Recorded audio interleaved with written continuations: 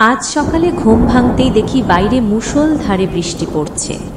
চারদিক মেঘে ঢেকে গেছে, বাতাসে ভেসে আসছে কাদামাটির গন্ধ। জানালার কাঁচ ভিজে জলে ঝাপসা হয়ে গেছে।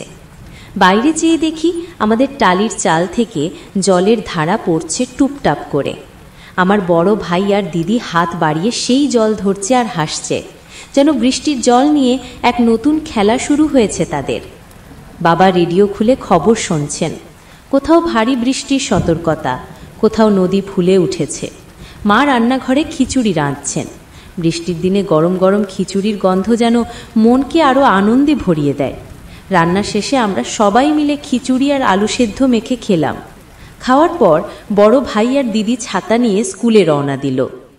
আমি একটু পরে স্কুলে গিয়ে দেখি অনেক ছাত্রছাত্রী আসেনি, কিছু মাস্টারমশাইও অনুপস্থিত। শেষমেশ ঘোষণা হলো আজ স্কুল ছুটি। আনন্দে মন ভরে গেল।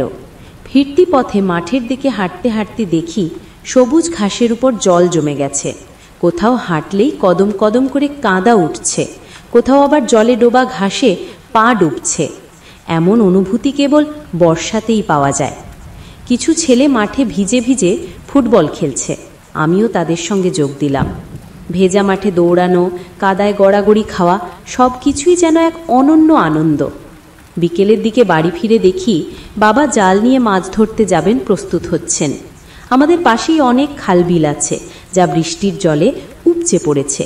বাবা, কাকা, ভাই বোনেরা সবাই দিলে মাঠের দিকে রওনা হলাম। সেখানে গিয়ে দেখি অনেক লোক ইতিমধ্যেই জাল ফেলেছে। ছোট ছোট ছেলেরাও জলে লাফাচ্ছে, খেলছে, হাসছে। আমরাও জাল ফেলতে শুরু করলাম। কয়েকবার ফেলতেই জালে উঠে এলো নানা রকম মাছ, ট্যাংরা, শিঙ্গি, পুঁটি, আরও কত কী। বাড়ি ফিরে স্নান করে নিলাম। মা তখন রান্নাঘরে গরম ভাত রান্না করছেন। বাবা মাছ পরিষ্কার করছেন। আমি বাবার কাছ থেকে মাছ নিয়ে নিজেই পরিষ্কার করে দিলাম। বড় ভাই ও দিদি একটা বাটিতে মুড়ি নিয়ে খেতে খেতে বই পড়ছে। আমাকে ডাকলো, আমি গিয়ে বসে পড়লাম তাদের সঙ্গে। বাইরের বৃষ্টি এখনও থামেনি।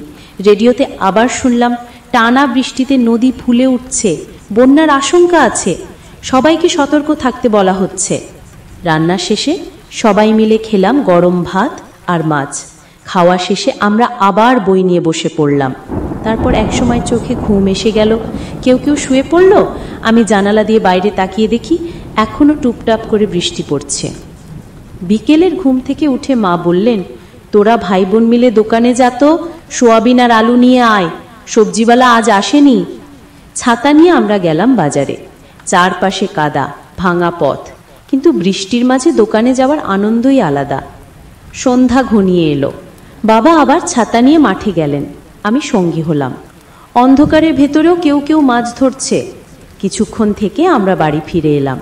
মা গরম চা আর মুড়ি বানিয়ে দিলেন। বাইরে বৃষ্টি পড়ছে, ভেতরে আমরা মুড়ি চা খাচ্ছি আর বই পড়ছি। এমন দৃশ্য যেন মনকে ছুঁয়ে যায়। রাতে খেলাম গরম ভাত, সোয়াবিনের তরকারি আর মাছ। তারপর সবাই পড়তে বসে পড়ল। একটু পরে চোখ বন্ধ হয়ে আসতে লাগলো। চারপাশে নিস্তব্ধতা, শুধু বৃষ্টির টুপটাপ শব্দ যেন ঘুম পাড়ানি গান হয়ে বেজে চলেছে।